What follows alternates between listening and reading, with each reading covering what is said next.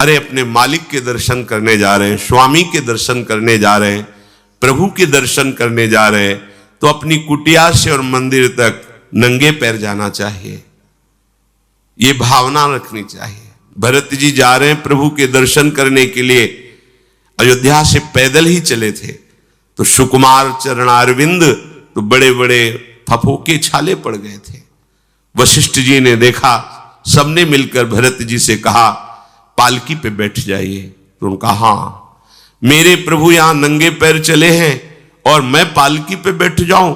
उचित तो यह है कि अपने प्रभु के दर्शन के लिए मैं जा रहा हूं, तो जहां जहां प्रभु के चरण पड़े वहां मेरा शीश पड़े, अर्थात सिर भर जाऊं। उचित मोरा सबते सेवक धर्म कठोरा, यहां मैं सर के बल चल के जाऊं पर असमर्थ हूं। तो आप कह रहे हैं पैर में छाले पड़ गए, आप सवारी में बैठ जाइए, ऐसा नहीं हो सकता। तो अपने प्रभु के दर्शन करने के लिए जब जाए तो हो सके सामर्थ्य हो तो पादुका न पहने, कोई खड़ाऊं चप्पल जूता आदि ना पहने, अगर पहने हैं तो बस सीढ़ी तक ही पहन कर जाए, ऊपर सीढ़ियों के नहीं।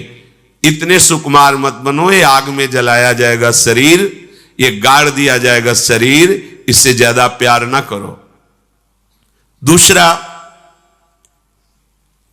प्रभु के जो उत्सव हैं, कृष्ण जन्माष्टमी, राधा अष्टमी और भी जो भागवतिक उत्सव हैं, यदि आप अपने आराध्य देव का उत्सव नहीं मनाते हैं तो ये सेवा अपराध है, मनाना चाहिए।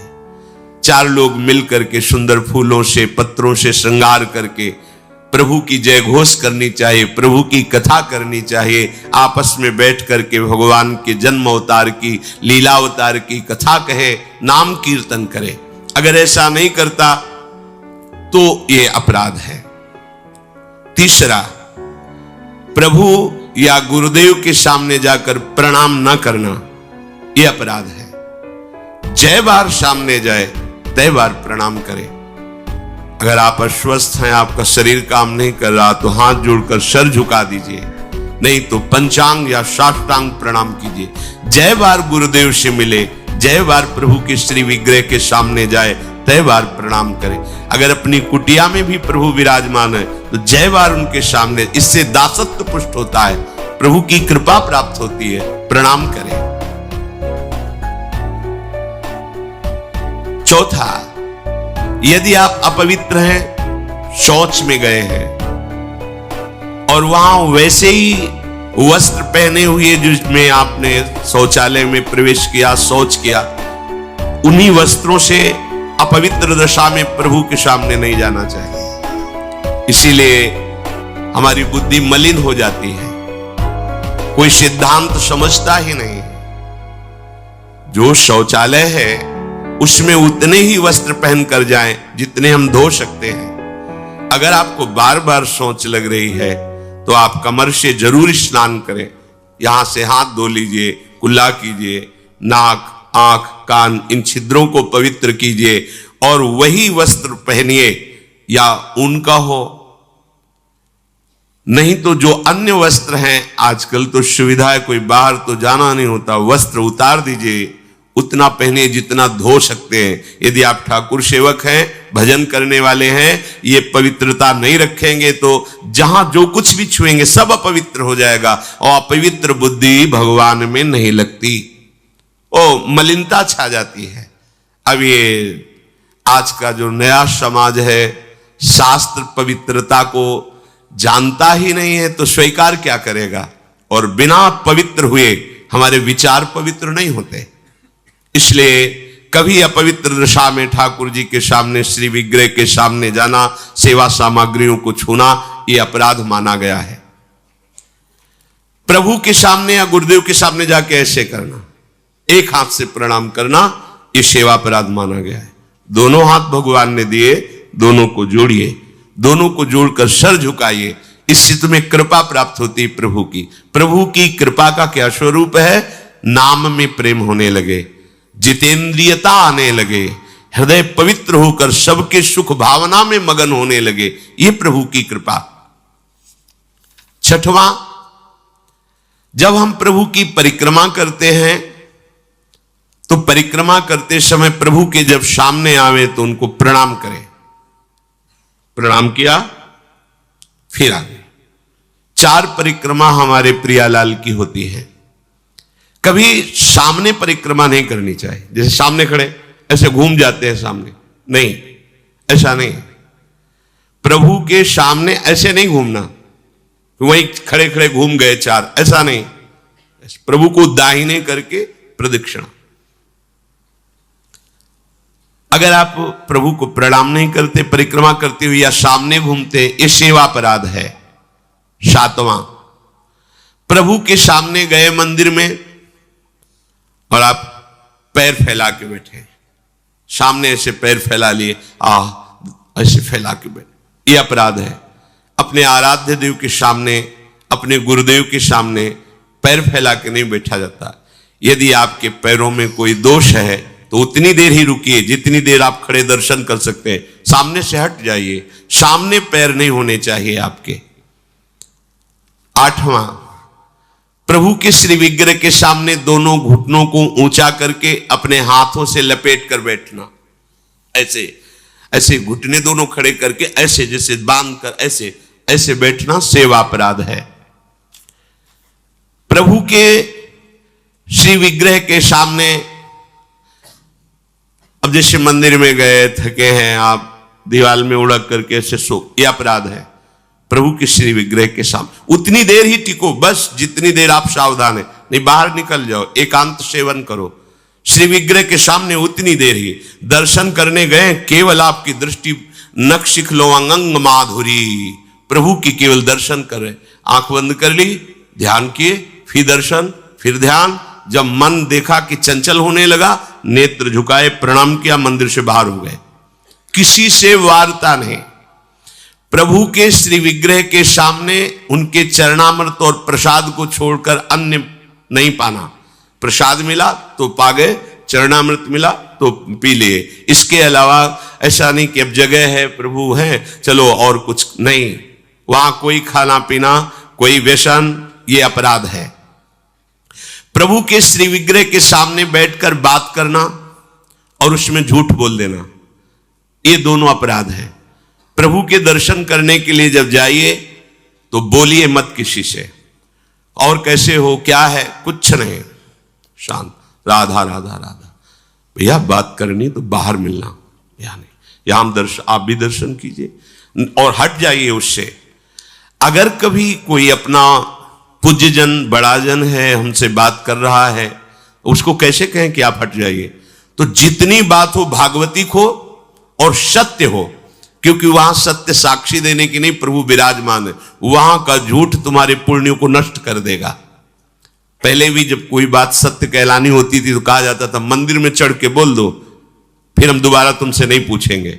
वो हाँ चलो, तो मंदिर में बोल रहा है मतलब सत्य बोल रहा है। प्रभु के सामने झूठ बोलना या अन्य वार्ता करना, यह अपराध है। प्रभु के श्री विग्रह के सामने जोर जोर से किसी को बुलाना, ए जोर से आवाज नहीं, स्वामी विराजमान है। अगर किसी को बुलाना भी है, इशारे से समीप जाके स्पर्श करके चलो दर्शन करो।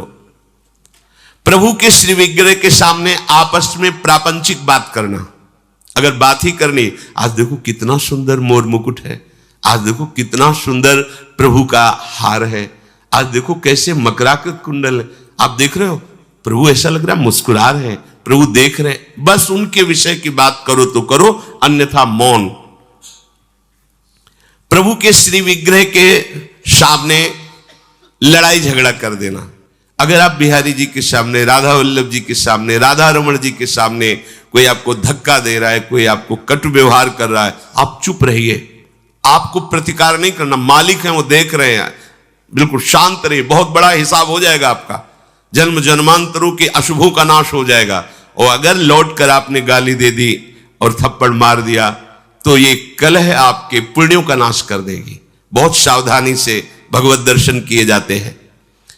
प्रभु के श्री विग्रह के सामने किसी को किसी भी प्रकार से पीड़ा देने की भावना कर लेना, भावना भी नहीं करनी पीड़ा देने की, प्रगट में देने की तो बात जाने दो। नहीं नहीं, प्रभु मानो आपने को कोई पीड़ा पहुंचा है, तो प्रभु आप सर्व सामर्थ्यशाली, इसकी बुद्धि शुद्ध कर दो, इसका मंगल हो जाए। तो उसकी शुद्ध होगी कि नहीं, उसका मंगल होगा कि नहीं, प्रभु जाने। आपका मंगल हो जाएगा, आपकी बुद्धि शुद्ध हो जाएगी। प्रभु के श्री विग्रह के सामने किसी को आशीर्वाद देना। आप प्रभु के दर्शन करने गए, कोई आपको प्रणाम कर रहा, खुश रहो, जय हो, जय, नहीं, देखना भी नहीं उधर, सीधे प्रभु की तरफ देखो।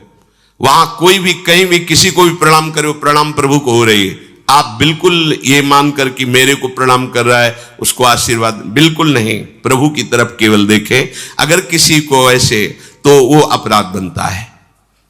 प्रभु के श्री विग्रह के सामने किसी को गाली देना, निष्ठुर वचन बोलना, यह अपराध है। प्रभु के श्री विग्रह के सामने कंबल से शरीर ढक करके वहां बैठना, ऐसा। ये जो हमारा भजन करते हुए, सेवा करते हुए मन कठोर होता है, प्रेम में नहीं डूबता है, हमसे गलतियां होती रहती हैं। प्रभु के श्री विग्रह के सामने बैठ करके दूसरे की निंदा कर देना, ऐसा होता है। जैसे श्री जी के सामने बारंडा है, से जहां समाज होती, वहां बैठे हैं, अब घंटों बैठे हैं, अब आपस में चर्चा कर रहे हैं, अमुक की, ये अपराध है। एक की प्रशंसा, एक की निंदा, और प्रभु सामने बैठे हैं। बिल्कुल वहां बैठना है तो मंत्र जप करो, नाम जप करो, या पद गान करो जिनमें उनकी लीलाओं का गायन किया गया है। प्रभु के श्री विग्रह के सामने किसी को हाथ जोड़कर उसकी बड़ाई करना नहीं, प्रभु के सामने नहीं, कि आपने तो बड़ी कृपा की, उस दिन वहां मिले, ऐसा कुछ नहीं। ये सावधानी रखनी है, तो सावधान रहना चाहिए। प्रभु के श्री विग्रह के सामने हंसी मजाक, अश्लील शब्दों का उच्चारण करना, एक दूसरे से हंसी मजाक कर रहे हैं, सेल्फी ले रहे हैं, ये सब नाटकबाजी नहीं तो आए हो धाम में कृपा प्राप्त करने के लिए, और बन जाएगा अपराध। प्रभु के श्री विग्रह के सामने अधोवायु आदि का त्याग करना, ऐसा कुछ है, एक झलक लीजिए, बाहर जाइए, वहां मर्यादा है। ये कोई ऐसा नहीं कि मनोरंजन का स्थान हो, इन्हीं की कृपा से हमारा जीवन सत मार्ग में चलता है। और आपसे सच्ची कहते हैं, ये हमारे प्रभु राधा वल्लभ लाल जी, बांके बिहारी लाल जी, राधा रमन लाल जी, ये मूर्तिकार की रचना नहीं, साक्षात प्रिया प्रीतम है। हमारी भावना नहीं बन पा रही, इसीलिए, नहीं तो इनके इशारे होते हैं, ये मुस्कुराते हैं, और जो आप बात करोगे उसका उत्तर आपको मिल जाएगा, आपके ही हृदय में बैठकर उत्तर दे देंगे। कई बार ऐसी प्रभु की तरफ से इशारे होते हैं कि साक्षात प्रभु विराजमान है, मतलब आपकी भावना जाकी रही, भावना जैसी प्रभु मूर्ति देखी तिन तैसी। और सेवा में आपके पास सामर्थ्य है, पर आप साधारण चीजों से प्रभु की सेवा कर रहे हैं, तो यह अपराध है। जैसे एक दिन कहा था कि ठाकुर जी के सामने तो चिरौरी रखवा दी, और आप पूरा परिवार पकौड़ी हलवा से बाल भोग कर रहे, ये अपराध है। ऐसा नहीं, यदि आपके पास नहीं है तो बाजरे की आधी रोटी से ठाकुर जी प्रकट हो गए धन्ना जी के यहां। प्रभु को नहीं चाहिए, वो तो विश्व का भरण पोषण करने वाले स्वयं विश्वात्मा है। पर यदि आपके पास है तो उत्तम उत्तम भोग लगाइए, उत्तम उपचारों से प्रभु की सेवा कीजिए। ऐसा नहीं कि आप अपने लिए वस्त्र बहुत महंगे लाते हैं और प्रभु के लिए ऐसे ही साधारण कपड़े ले आए, अपने लिए अच्छी भोग सामग्री प्रभु के लिए। ऐसे दुकानों में है, सुपारी किसके लिए लेना है, आपको खाना है तो अच्छी क्वालिटी की रखिए, और अगर पूजा के लिए लेना है तो जो कोई खाएगा नहीं वो रखी पूजा वाली। सूखे नारियल पूजा के लिए, टून का कपड़ा पूजा के लिए, ये ऐसा नहीं होना चाहिए, ये सेवा अपराध है। अपने बच्चे को कैसे आप रखते हैं, देखिए आप बाहर भी जाते हैं तो एक बोतल में दूध रखते हैं, थोड़े से कुछ खान पान के साथ, बच्चा है, ऐसे ही अपने ठाकुर जी को समझिए, वो आपके लाडले हैं। जो आप जल पिलाओगे वो जल पिएंगे, जो आप भोग लगाओगे भोग लगाएंगे। सेवा विग्रह में प्रभु आपके अधीन है। अगर सेवा विग्रह में आपने ऐसा बर्ताव किया जो नहीं होना चाहिए तो आपका हृदय कठोर हो जाएगा, आपकी भक्ति बाधित हो जाएगी। वैसे भी आसक्ति होनी चाहिए। जो सेवा विग्रह आपको प्राप्त हुआ उसमें आसक्ति होनी चाहिए। अच्छे से अच्छे पदार्थ देखकर मन ललचा जाए कि मेरी सामर्थ्य तो नहीं, पर अगर सामर्थ्य होती तो आज प्रभु को ये भोग लगाते, आज प्रभु को ये पहनाते, तो आप ये समझो आपको उसका फल मिल गया। चढ़ा नहीं पाए, समर्पित नहीं कर पाए, पर उसका फल आपको मिल गया, क्योंकि आपने विचार किया ना, भावना की ना, और प्रभु भाव ग्रहण करते हैं। प्रभु को बिना अर्पित किए किसी भी वस्तु को खाना पीना यह सेवा अपराध है। यदि आप गुरु मंत्र लिए हो, ठाकुर सेवा विराजमान किए हो और आप बिना अर्पित किए पाते हैं तो अपराध है। एक बार नंदगांव ब्रज भक्तों के चरित्रों में है, अगर आप बिना भोग लगाए पाते हैं, बिना भोग लगाए जल पीते हैं, जल भी पीना है तो आप अपने गुरुदेव का स्मरण करके नाम लेकर ही जल पीजिए, उनको भाव से अर्पित करके। भोग पाइए तो अर्पित करके। अगर आप अर्पण नहीं करते तो इसमें अपराध बनता है। ये आपकी बुद्धि को भ्रष्ट कर देगा, मलिन कर देगा। बिना भोग लगाए कुछ नहीं पाना। अगर ऐसा नियम रखोगे तो तुम्हारी बुद्धि रोज का रोज भक्ति के रंग में रंगती जाएगी, हृदय द्रवित हो जाएगा।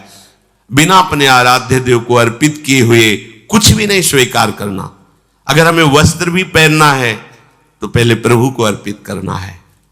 अगर ऐसी भावना रखोगे तो बहुत जल्दी प्रभु कृपा करके अपनापन आपके हृदय में प्रकट कर देंगे। जो सबसे बड़ी सिद्धि है कि श्री जी हमारी, लाडली जो हमारी, ये भाव आ जाना, हमारे माई श्यामाजू को राज, ये सबसे बड़ी सिद्धि हृदय में आ जाना। जैसे मीरा जी कहते, मेरे तो गिरधर गोपाल दूसरो न कोई। प्रभु को निवेदन किए बिना कोई भी वस्तु खाना पीना ये सेवा अपराध है। और जो ऋतु में सबसे सुंदर फल है, जो अनुकूल मौसम के है, वैसे ही सेवा करनी चाहिए। सर्दी है, थोड़ा गुनगुना जल, वो पदार्थ भोग में लगाएं जो सर्दी दूर करते हैं, क्योंकि आप जैसी भावना करेंगे प्रभु वैसा ही आपको अनुभव कराएंगे।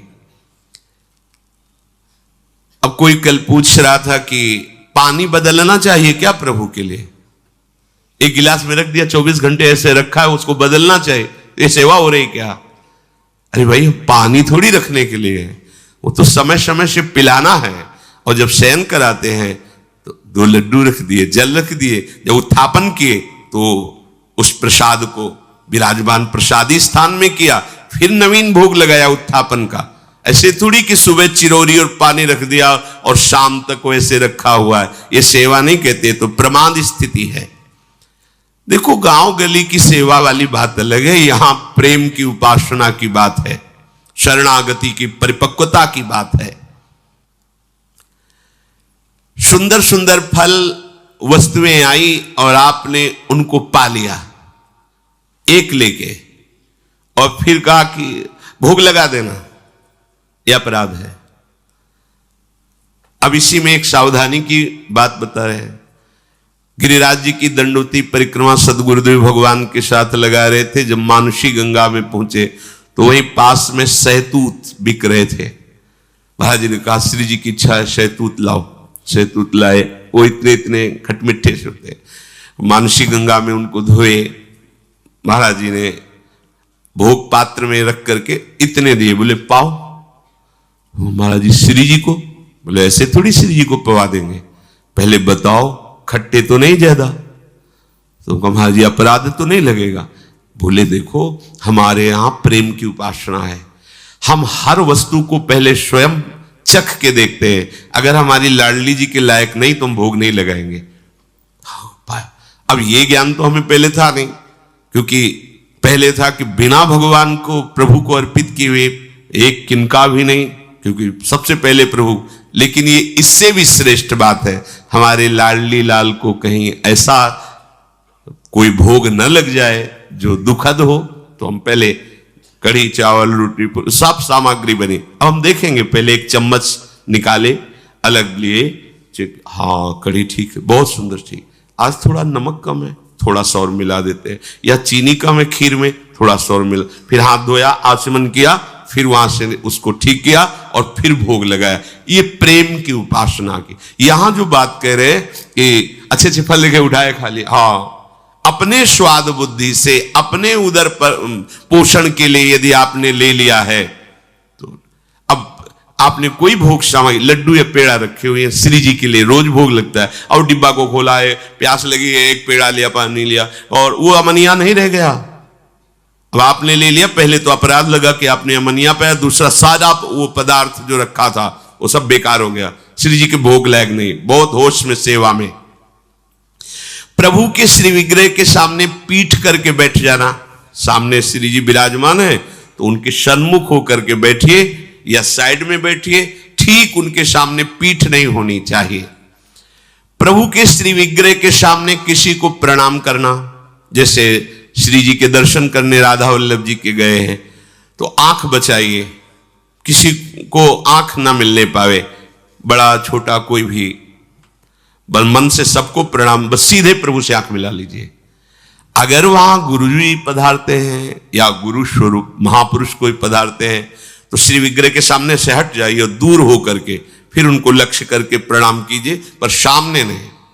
जैसे ऐसे सामने दर्शन कर रहे हैं तो उसमें हम प्रणाम करेंगे तो उनकी दृष्टि हमारी तरफ आएगी, तो हमारे द्वारा ये बाधा पड़ गई उनकी एकाग्र। और दूसरी बात, शास्त्र मर्यादा भी है प्रभु के साथ। अगर आप प्रणाम करते हैं तो कई बार हमने देखा है कि जैसे सदगुरुदेव भगवान दर्शन कर रहे हैं तो हिम्मत ही नहीं थी कि प्रणाम कर लो, क्योंकि मतलब वो उनकी कृपा से मन पर इतना शासन था, बिल्कुल पीछे साइड में उनके सामने जाने की, क्योंकि वो आंख जब मिल रही तो फिर बीच में नहीं।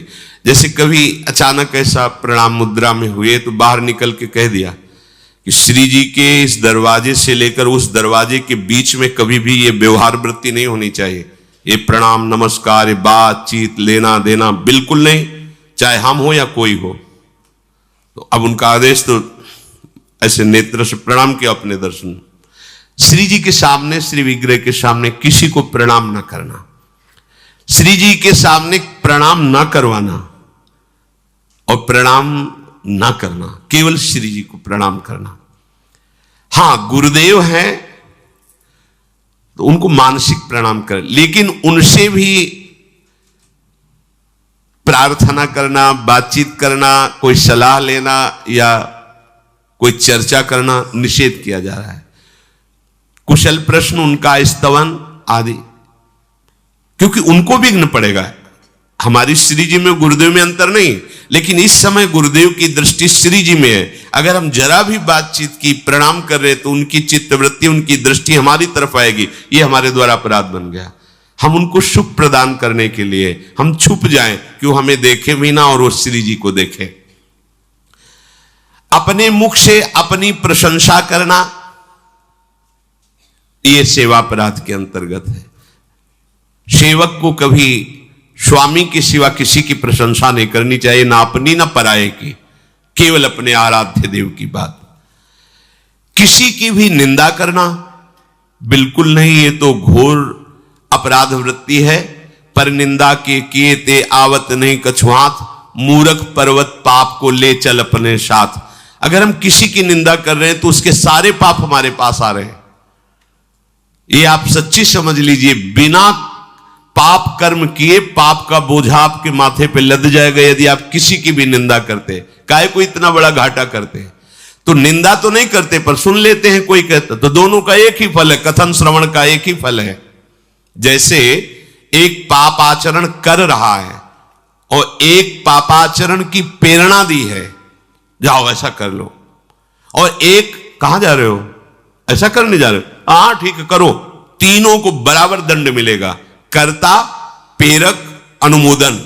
अनुमोदन हाँ हाँ ठीक है, प्रेरक हाँ ऐसा कर दो, और वो जो कर्ता चाहे शुभ कर्म हो, तीनों को बराबर फल मिलेगा। अच्छा कहां जा रहे हो, परिक्रमा? अरे भाई बड़े भाग्य की बात है, वृंदावन की परिक्रमा देना, अवश्य लगाओ, नाम जप करते हुए लगाना, पूरा परिक्रमा को उसको फल मिलेगा। अच्छा बैठे क्या कर रहे हो, 2-3 घंटे आप ऐसे बातचीत में नाम कीर्तन करते हुए परिक्रमा लगाओ ना वृंदावन के, चलो छाह लगाते, ये प्रेरणा हुई, वो अनुमोदन हुआ और वो परिक्रमा लगा रहे, तीनों को बराबर फल मिलेगा। ऐसे ही पाप कर्म में है, कर्ता, प्रेरक, अनुमोदन, तीनों को बराबर दंड मिलता है।